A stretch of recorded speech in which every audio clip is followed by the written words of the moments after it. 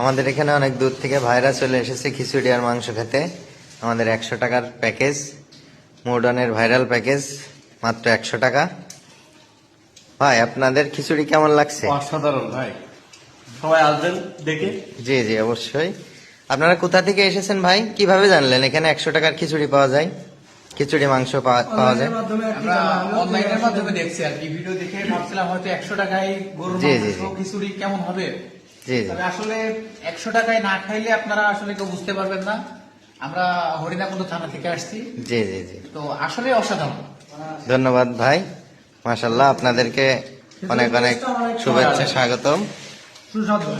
জি জি ধন্যবাদ।